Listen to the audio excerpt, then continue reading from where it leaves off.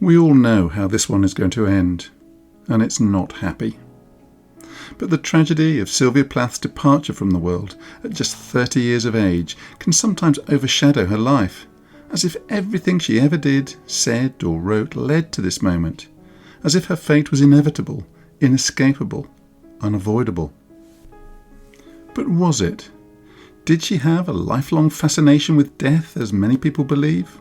Or was her final act just the catastrophic consequences of a depressive illness that could have been treated to allow her to continue writing and being a mother to her children? I'm Graham Yorston, welcome to my channel. Today I'm exploring the life and tragic death of Sylvia Plath from my perspective as a psychiatrist.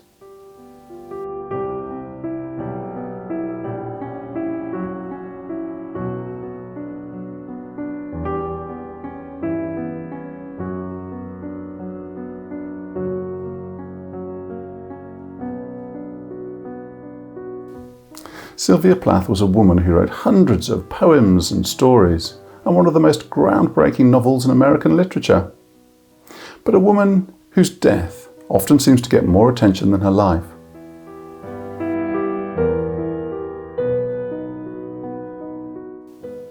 So much has been written about her and by her. It's hard to know who the real Sylvia Plath was. But this is my attempt to make sense of the events that led to that dark February night in London's coldest winter for 200 years.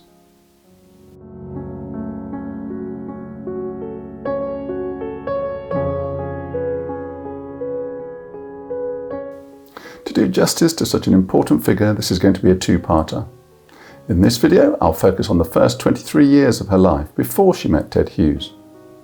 And the second part will deal with the joy and pain of their tumultuous marriage and her final tragic end.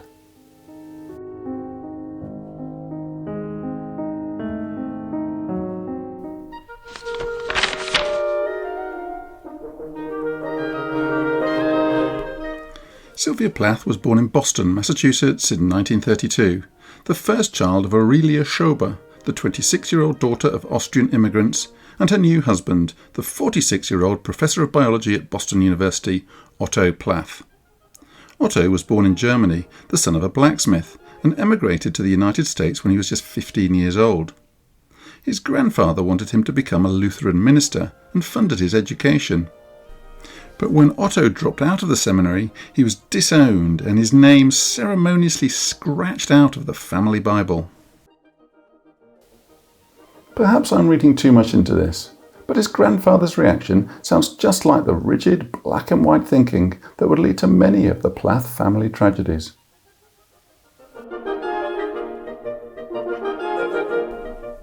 The trouble was, Otto was more interested in science than religion, and he found a job teaching German at a school in Seattle while he finished his education, and he got married to Lydia Bartz, the sister of one of his friends. When the United States joined the war against Germany in April 1917, Otto's allegiance was investigated by the FBI, as he didn't buy any of the war bonds that were financing the war effort. This wasn't unusual. The Enemy Aliens Act required all German-born men in America to register, and many were interned for the duration of the war. Otto, however, was found to be loyal and allowed to continue teaching. After his marriage broke down, he moved to Boston in 1922, alone, to teach at the university while writing his doctoral thesis on the natural history of bumblebees. In 1929, he met Aurelia Schober, a master's student at the university, and after 2 years of courting, they travelled to Carson City, Nevada, where he divorced his first wife and they got married. Just 9 months later, Sylvia came along. Otto continued teaching at the university and published a book, Bumblebees and Their Ways, which painstakingly details the entire life cycle of a bee colony and which remains an important and respected work of natural history.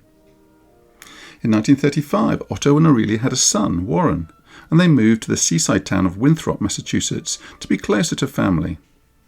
As a little girl, Sylvia loved playing on the beach, and one of her last works, the short story Ocean 1212 West, harks back to the happy, carefree days of her early childhood by the sea. On the surface, it was all very wholesome and normal. but behind closed doors all was not well. Warren was a sickly child who took up a lot of his mother's time, so Sylvia was often sent to stay with her grandparents. And her father was not an easy man. He was committed to his work, and although he wanted to know his children were doing well, he wasn't one for showing emotion, and he hated being disturbed. As a child, Sylvia was jealous of Warren and would pinch him to make him cry to earn their father's displeasure, and she was given to outbursts of rage and often tried to run away.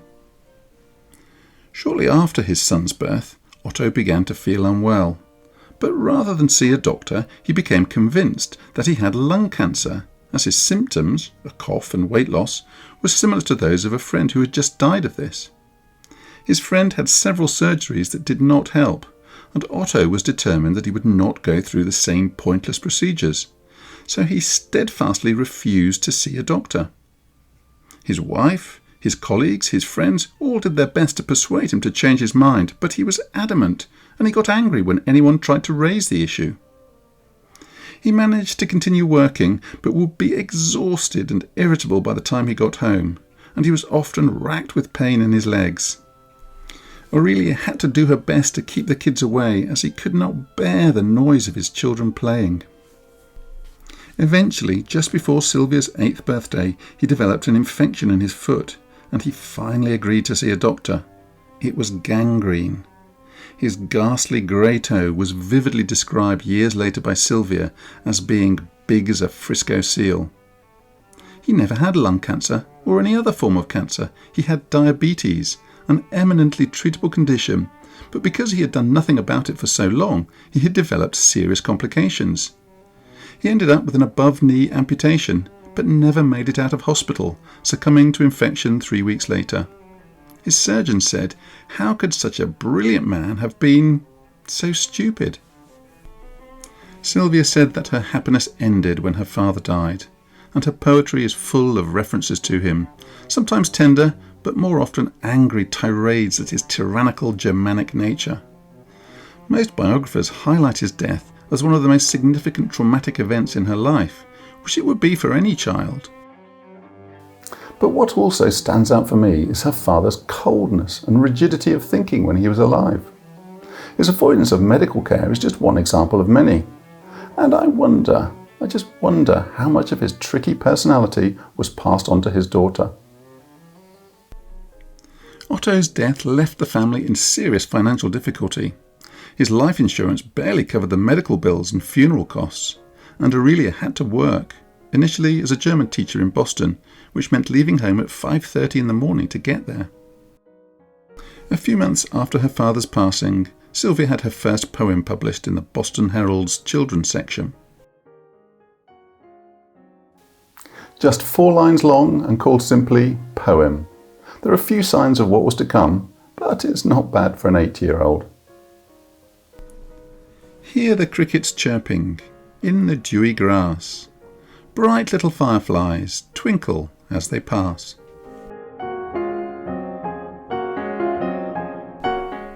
Two years later, her mother moved the family inland to the town of Wellesley, when she was offered a job as an instructor in medical secretarial studies at Boston University.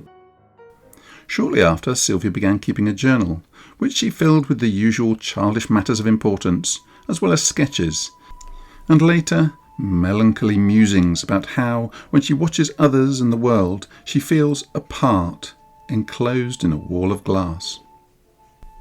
Although poetry was her greatest passion, she was a talented artist as well, and won a Scholastic Art and Writing Award in both art and poetry in 1947. At high school, she had a sympathetic teacher who covered Greek philosophy and drama, Shakespeare, the Russian realist movement, and American classics. He was one of the first to recognise her talent and encourage her to think for herself. She knew she wanted to be a writer and worked hard at this. She even started compiling her own autobiography, complete with photographs. But there is a conspicuous blank space where her father's snapshot once was. She received the first payment for her writing, $10, while still at high school. Her story, And Summer Will Not Come Again, was accepted by 17 magazine, after 50 rejections of previously submitted work. But studious and serious though she was, she still did normal things like doodling on her school assignments and comparing notes on her many and various boyfriends, some of whom seemed to have broken her heart. But whilst we know a lot about how Sylvia perceived herself, it's harder to know what others thought of her. This book suggests her high school teachers found her manipulative, and her fellow students thought her affected, overreacting to every situation, someone who made rapid friendships, but who then had equally rapid fallings out. Someone who wanted to be popular, who tried hard to be popular, but someone who was just a bit different.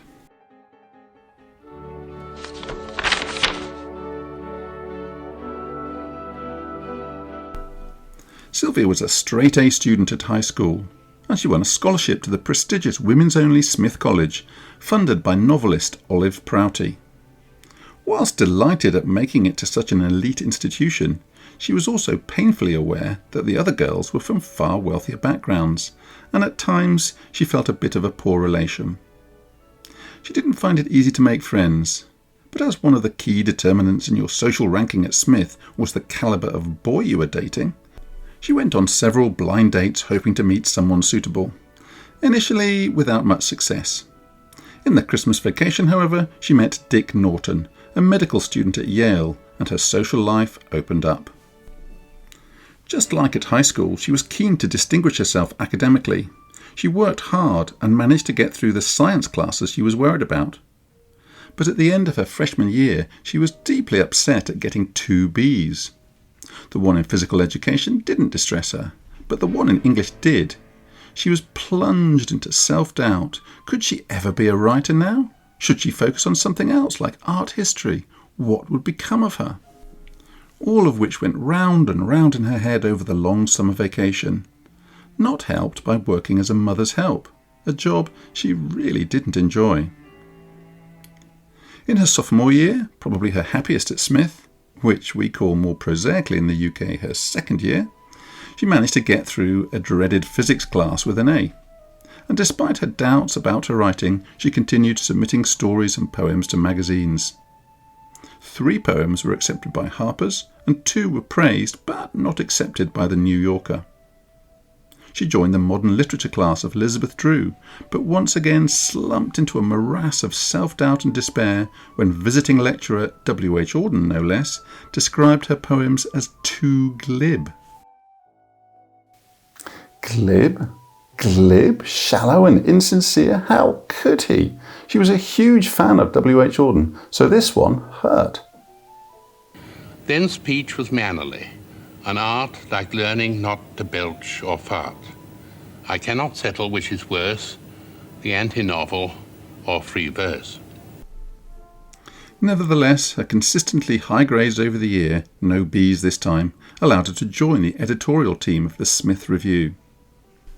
And in the summer of 1952, she won $500 in a college fiction competition organised by Mademoiselle magazine.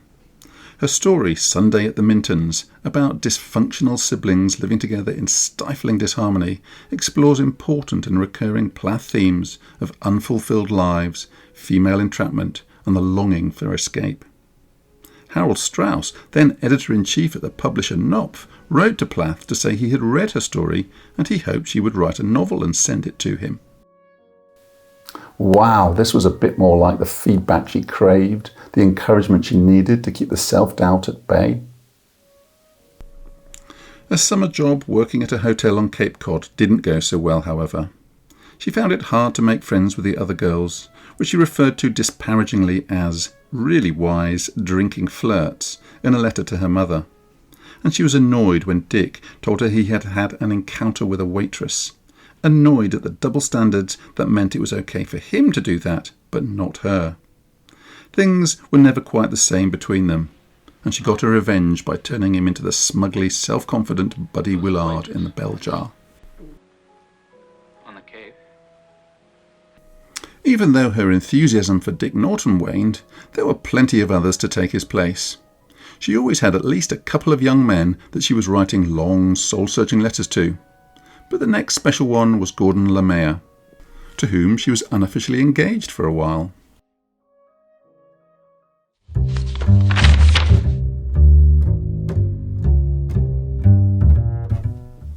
In June 1953, she had a month-long internship as a guest editor at Mademoiselle magazine, one of 20 young women awarded the honour, and they were put up in the Barbizon Hotel for Women in the Upper East Side, 3 blocks from Central Park. Mademoiselle was aimed at college girls who were interested in fashion and socialising and the arts, and the interns were expected to throw themselves into New York's cultural life. Unbeknownst to them, the magazine submitted a sample of their handwriting to Viennese-born psychotherapist and expert in graphology Harry O. Telcher to provide an analysis of their personality traits. Although graphology still has its supporters, it has never had any scientific value or predictive validity. It was widely used by employers at the time, however, who took its random prognostications seriously. And on the basis of her handwriting, Sylvia was said to be someone who wanted to please and do well. But at a reunion of the guest editors many years later, obviously with no Sylvia, most said that she didn't really fit in. And it was revealed that Telcher had written to the editor warning her that one of the interns was on the verge of a nervous breakdown. Retrospectively, they all decided it must have been Sylvia he was referring to. The internship wasn't really as helpful to Sylvia as she had hoped. She was disappointed not to be assigned the role of fiction editor, as she missed out on the opportunity to meet and interview some of her literary heroes, Welsh poet Dylan Thomas, who was a major influence on her work, as well as Truman Capote and Tennessee Williams. She did her best to engineer a casual encounter with Thomas by hanging around his usual haunts of the Chelsea Hotel and White Horse Tavern, but she never met him. She did get to interview Elizabeth Bowen, an Irish novelist, however, and they discussed Bowen's portrayals of the darker things that lie beneath a veneer of respectability in polite society. Sylvia worked under Cyril Abels, the managing editor, who was responsible for the magazine adopting a greater literary focus. Cyril had high expectations of Sylvia, which she did her best to live up to by working harder than anyone else, but this left her feeling stressed, and she would often miss out on fashion shows and social events as she was stuck in the office working late at night. She did enjoy some of her time in New York, though. She went to the ballet, and she certainly didn't miss out on every party. But whenever she let her hair down and flirted with young men, she would be left wondering what her boyfriends back home were getting up to. The internal pressure to succeed also meant that she missed out on important family events as well, including her brother Warren's graduation.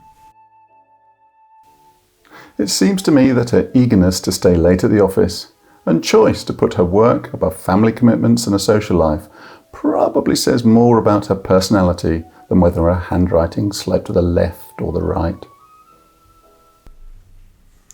That summer in New York was an extremely hot one, and all of the interns suffered with always having to appear elegant, sophisticated and camera-ready. As, although Mademoiselle was relatively modern, publishing articles about women in the workplace and promoting opportunities for women as independent beings, it was still the 1950s, when finding a good husband was at least as important, if not more so. On her last night at the Barbizon, while the other girls were busy celebrating, Sylvia went up onto the roof of the hotel with her suitcases. From where she threw every single item of clothing she had painstakingly planned and purchased for her New York experience into the street below. Sylvia loved fashion and was normally very careful with her money, so this was distinctly out of character for her. But disappointed though she was, her time in New York was not wasted, providing the backdrop for her autobiographical novel The Bell Jar.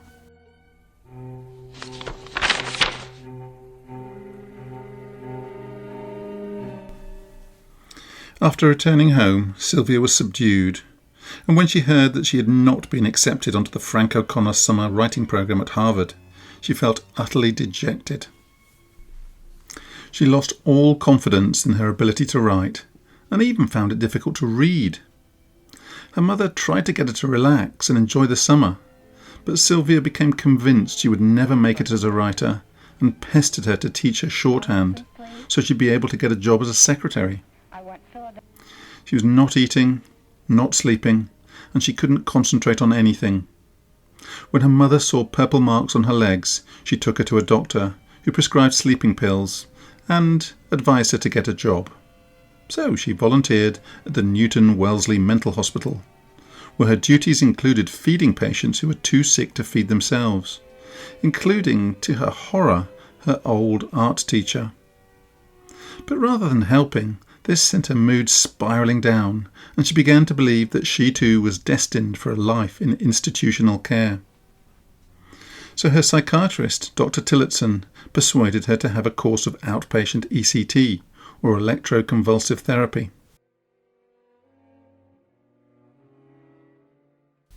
If you're thinking, how barbaric, it's important to remember that the first antidepressant drugs, iproniazid and imipramine, were not yet in common use.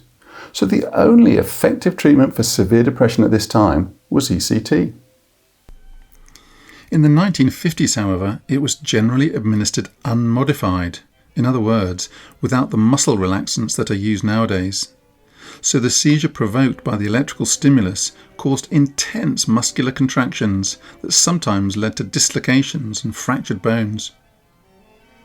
But even while she was struggling with her mood and undergoing treatment, somehow she was able to hide this from people around her, including her boyfriend Gordon, who she was seeing every day and who noticed nothing very much at all. But inside she felt terrible, guilty, unworthy, useless. She hated going for the treatments, and seeing no future for herself, she decided there was only one solution. She left a note for her mother saying she was going for a long hike and would be back the next day, then crawled into a tight space under the front porch and began taking sleeping pills. Fortunately, her mother wasn't fooled by the note, and she immediately contacted the police, who organised a search with parties of volunteers and Boy Scouts combing local woods and dredging ponds. The newspapers, always looking for a good story, featured her disappearance. After 2 days, she was found by bloodhounds amongst the cobwebs of the crawl space, dragged out and taken to the hospital she had volunteered at. 2 weeks later, she was transferred to the locked psychiatric ward at Massachusetts General Hospital, where she was given insulin coma therapy. If you think electric shock therapy was bad, wait till you hear what insulin coma therapy involved. First used by Austrian psychiatrist Manfred Zekel in 1937, it was seen at the time as a landmark in psychiatric progress. Patients were given a large dose of insulin to induce a hypoglycemic coma. They were then maintained in a semi-conscious state for around 3 hours, and the coma terminated by either injecting or administering glucose via a nasogastric tube. They would then be expected to participate in occupational therapy activities for the rest of the day. The procedure was repeated for up to 30 consecutive days, apart from Sundays. It was meant to be a treatment for schizophrenia, but this was so broadly defined at the time, it's very likely that Sylvia would have been diagnosed with this condition. When her benefactress Olive Prouty, who had suffered a breakdown herself in the past, heard what was happening, she paid for Sylvia to be transferred to the private McLean Hospital, where she was assigned to junior doctor Ruth Buscher. Most biographers suggest that it was her therapeutic sessions with her analyst that led to her recovery. But Dr. Buscher was not an analyst. She was still in training and had not undergone analysis herself at this point. Sylvia was one of her first patients. The two immediately got on, however. They considered themselves two of a kind. Both had been child prodigies with high IQs. Both were ambitious and determined. Both considered themselves intellectual snobs. One of the topics they discussed was Sylvia's conflicted views about intimacy and her fear of getting pregnant and being unable to pursue a career as a writer. And Dr. Buscher encouraged her to get fitted for a diaphragm. But although their discussions undoubtedly helped, it was restarting ECT in December, but this time administered with a muscle relaxant so she didn't suffer the same painful contractions as before, that led to a real and rapid improvement in her condition after just 3 treatments. As Sylvia vividly describes it in the bell jar, all the heat and fear purged itself. I was surprisingly at peace. The bell jar hung suspended a few feet above my head. I was open to the circulating air. By now the hospital was treating her free, as Mrs. Prouty refused to continue paying when Dr. Buscher banned all visitors after seeing how upset Sylvia became following their visits. By mid-January, Sylvia was ready to be discharged, and she immediately resumed her studies at Smith.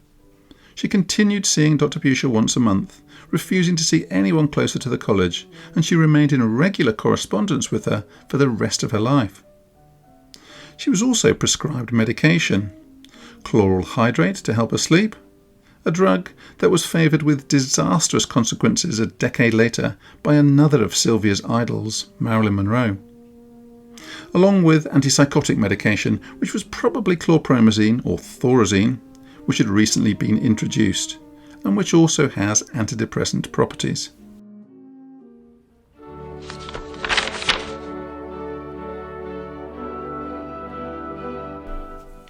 She was able to return to Smith College in January 1954, her journal proudly proclaiming that her performance in her exams and papers proved she hadn't lost her creative intellect as she'd feared.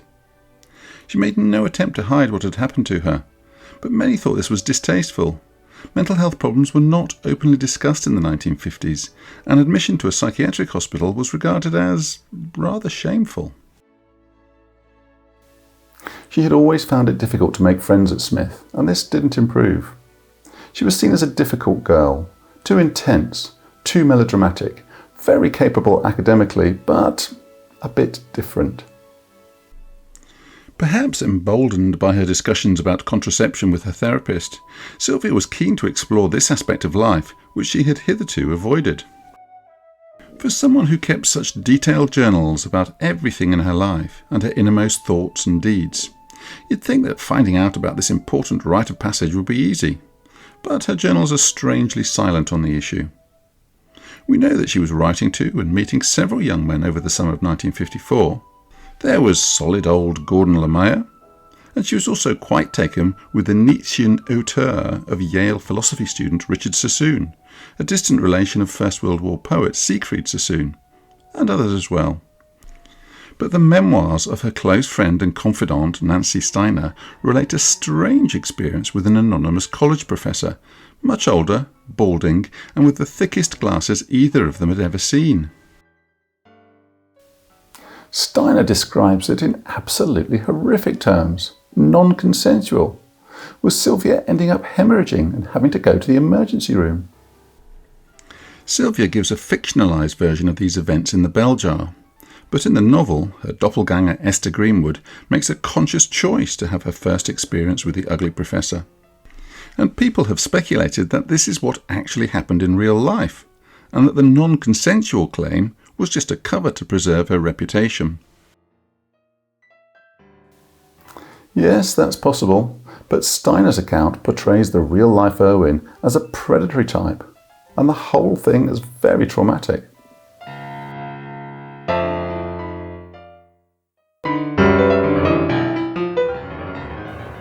We'll never know what really happened that summer, of course, which is why any and all attempts to arrive at a mental health diagnosis for Sylvia are at best informed guesses. Whatever actually happened, she had a busy summer afterwards. She peroxided her hair and seems to have had a number of passionate encounters with the other young men in her life. This period has been interpreted by some as evidence of a manic swing in her mood, when she was full of energy, lively and sexually active. But if the myopic professor really did hurt her emotionally as well as physically, her behaviour could be seen as the kind of reckless risk-taking that people with post-traumatic stress disorder sometimes engage in. But with the summer over, she settled into her senior year and submitted her thesis, The Magic Mirror, a study of the double in two of Dostoevsky's novels, which uses the ideas of Sigmund Freud and the less well-known Otto Rank to analyse the double and the brothers Karamazov, suggesting that the double is a manifestation of repressed desires and traits. She graduated summa cum laude in June 1955, and in her final year she was awarded a prestigious Fulbright scholarship to study at Newnham College, Cambridge. And she set sail for England in September, full of excitement. This is where I'm going to finish part 1, with Sylvia poised at the threshold of a new phase in her life. A phase that would bring both joy and pain, and a phase that ended so much sooner than it needed to.